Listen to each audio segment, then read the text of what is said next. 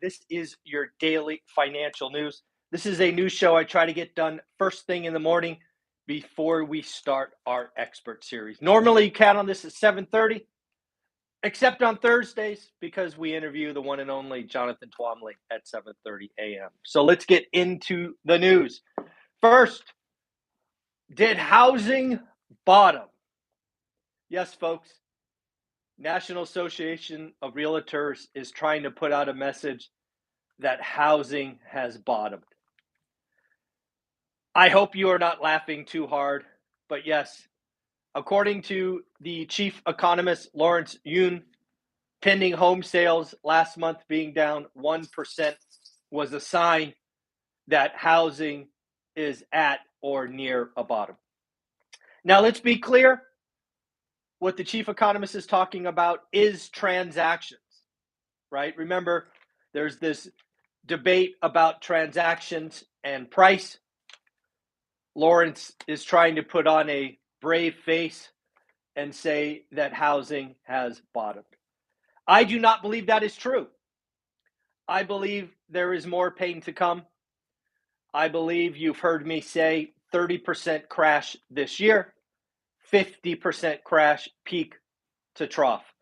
I see no reason to change my opinion. We have already seen transactions fall 30%.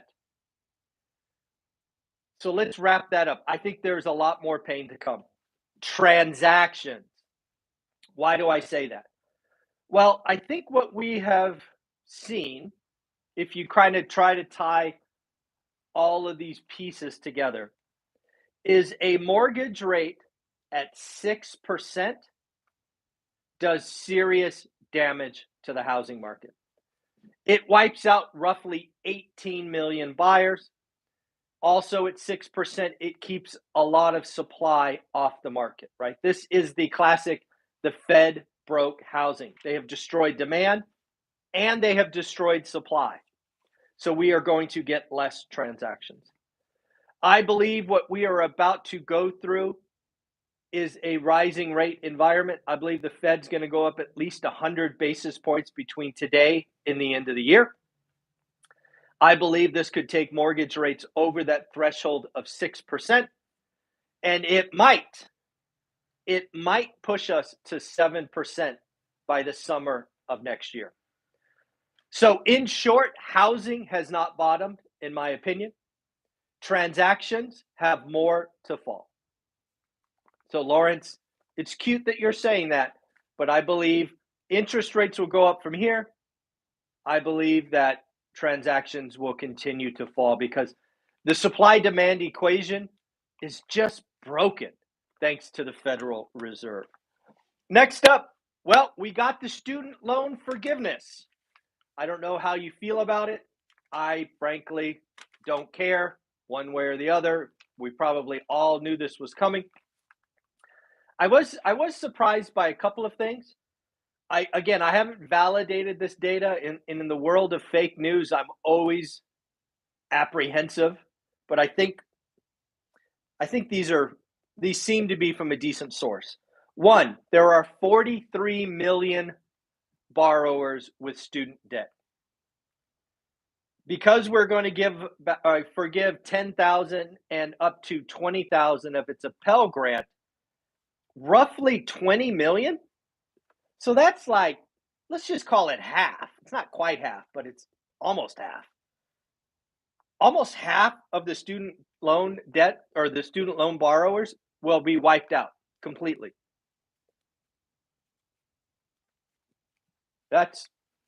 I didn't realize that. I mean, that means that 20 million people have a loan balance below 20 grand. When I left school, my student debt was close to 50 grand. So I didn't know. Total cost of the student loan forgiveness, including delayed payments, which, oh, by the way, as I think all of us expected, it's been extended to January 1st. Who did not see that coming? But don't worry, they promised this is the last time. Really? Okay, sure. But the total cost of all the student loan forgiveness plus delayed payments is now 800 billion. Folks, it's almost $1 trillion in stimulus. Nobody is talking about student loan forgiveness, delayed payments. It is stimulus. I'm not saying it's bad. I'm just saying it is stimulus. Let's not quibble. That money that would be spent on student loans is being spent elsewhere. It is stimulus. Pretty crazy. So, a couple of things that do bother me about the student loan forgiveness. One, we haven't fixed the system. My biggest gripe about all of this student loan fiasco, and it is a fiasco, is the underlying system is broken. It is just absolutely broken. We should not be giving 18-year-olds 6 figures in debt and not allowing it to be wiped away in bankruptcy. The fact that student loan debt can't be wiped away in bankruptcy is one of the reasons the debt is so cheap. The system is broken. Wiping away some number doesn't fix the problem.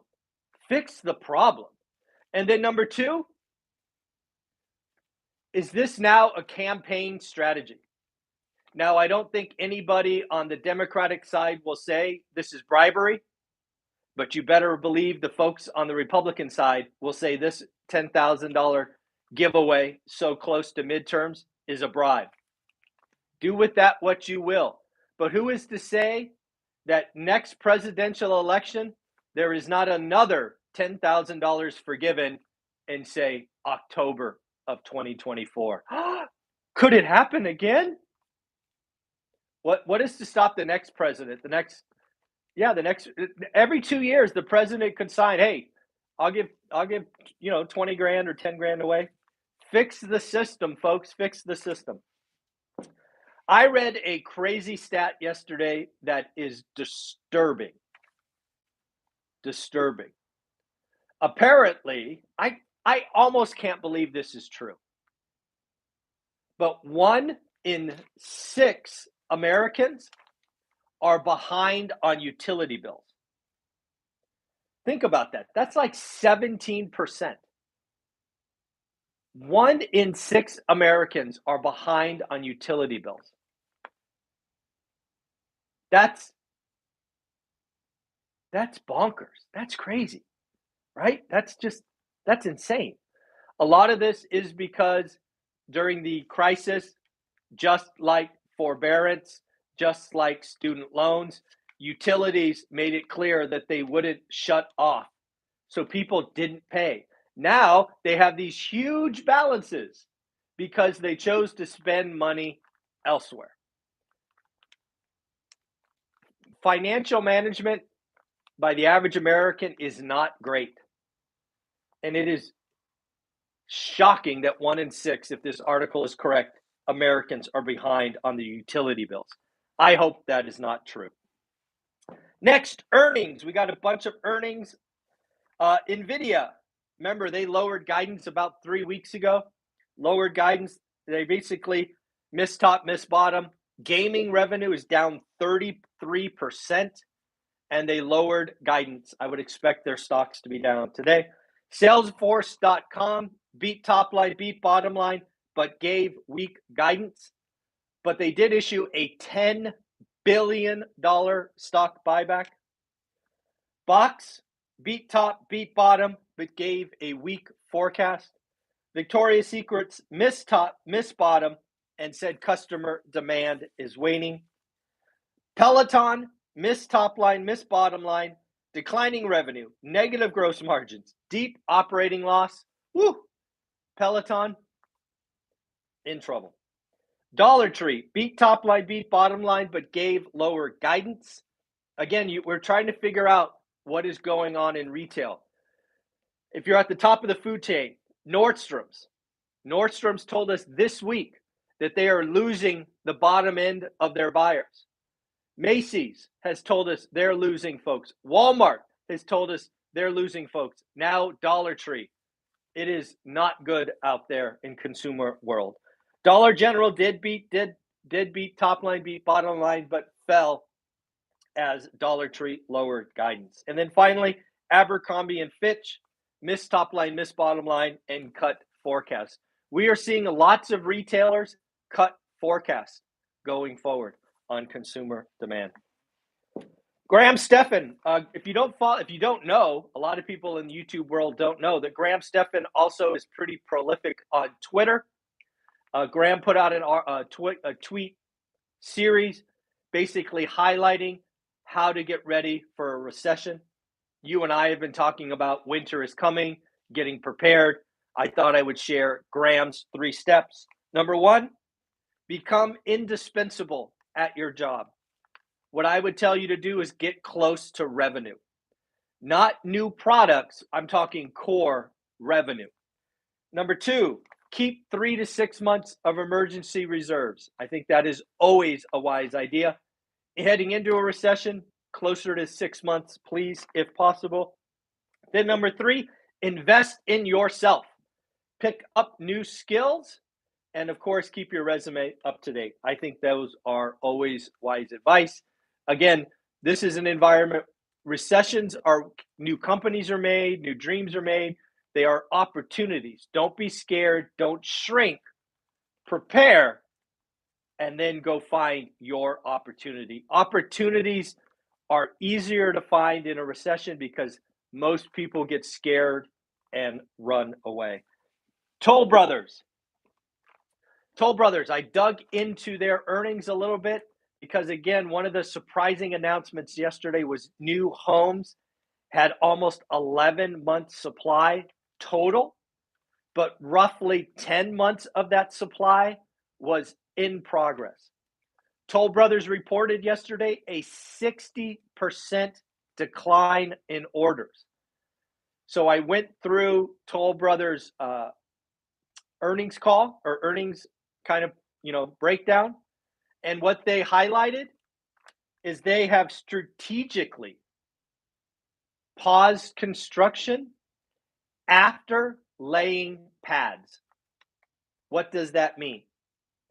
That means very likely that almost all builders are going into their lots, laying the foundation, and then stopping. They are not building the frame. This is actually a strategy that lots of builders use in the Northeast, right? They get ready for the winter, they lay the pads, they cover them, and then when the snow melts, they build the frames. Now we are doing it because they don't know where demand is coming back.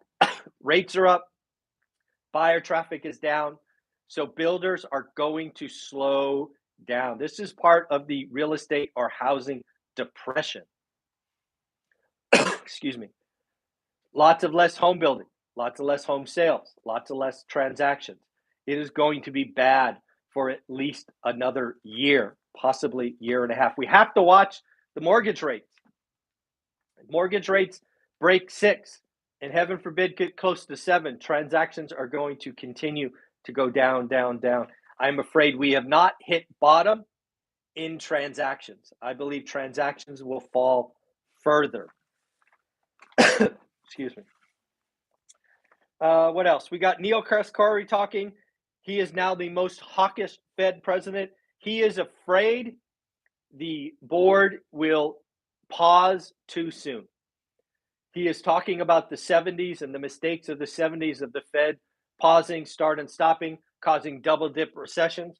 I am glad that the Fed is talking about that. We do get Jerome Powell speaking tomorrow morning at 7 o'clock. That should be interesting. Last thing to talk about, I'm seeing the housing market in other countries crash. Price, not only transactions, price. One of the reasons is their debt structure. Did you know? I didn't know these facts. I'm curious if you did. 1, household debt, total. Household debt in Australia, 126% of income. Canada, 108% of income. The UK, the United Kingdom, 90% of income. The United States, 80%. I would not have guessed that. But yes, folks, Australia population is running a personal debt structure that is 126%. That is unhealthy. And when you have rising rates, your debt gets more expensive. So they are definitely seeing price declines in Australia. They do not have 30-year fixed rate debt. All right, folks, it is Thursday, August 25th. That's your daily financial news. We will be back tomorrow. Have fun. Take care. Bye.